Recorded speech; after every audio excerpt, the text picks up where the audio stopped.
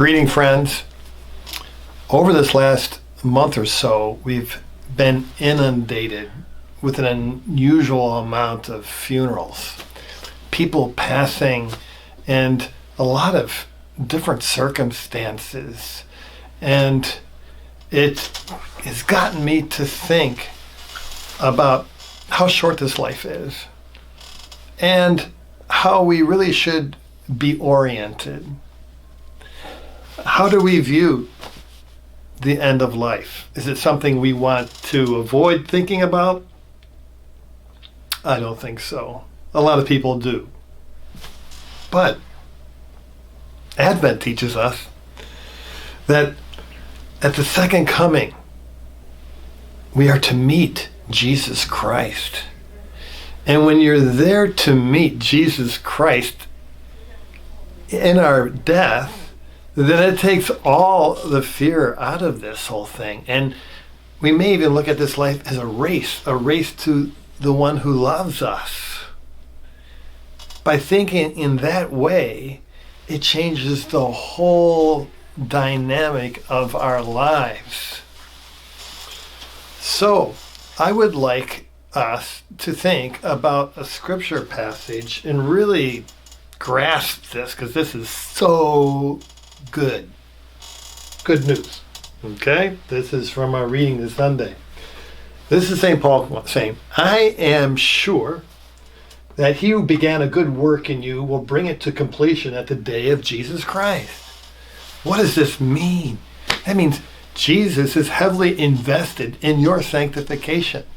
In other words, in our perfection, in our preparation, as we run this race to Jesus, he's the one that's making it happen by his grace. Sheer grace. We have to live in that. Now, what this means, though, is that God doesn't work upon us as passive creatures, okay? We have integrity of being. We can cooperate. As a matter of fact, we must cooperate with this grace so that we can engage all the powers of the soul that he's given us by his grace to that end. And how do we do that? It is by reorienting ourselves from the transient moment and to the things that give us anxieties and what have you, and always look to that day. And as we look to that day, we will find that automatically we will be cooperating with Jesus' grace in our lives. And we'll find when we look back that God's perfecting us as we're running that race. And we're less afraid of death. As a matter of fact, we look at it saying, whoa, okay, that's my day. That's my birthday into heaven, so to speak. So, one way that we can work on that with this Advent is by preparing ourselves for a really, really thoughtful examine as we look to Tuesday night, December 14th. Very important.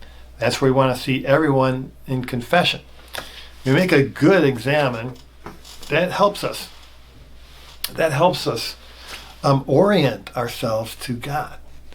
And we see more clearly that we're just not sort of passively meandering around in life, but that we have a clear focus on that day of Jesus Christ, where we will see the one who loves us face to face.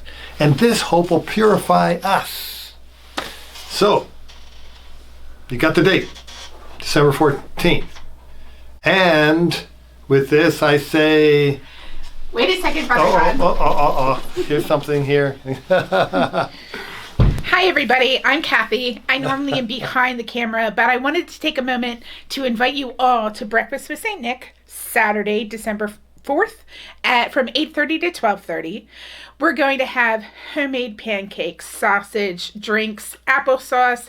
We're going to have St. Nick himself. This guy right here is going to be reading some stories, as well as some other people. We have the Secret St. Nick shop. We have crafts that the kids can make, but it's not just for little kids, it's for everybody, because we have raffle baskets. We have a family epiphany scavenger hunt throughout the campus, which will be a lot of fun, I assure you. And we have cards that are going to be made for, you can send a letter to St. Nick, but you can also send Christmas cards to our seniors that are stuck in the assisted living homes. You can send Christmas cards to our seminarians that are studying, as well as our military people overseas serving our country.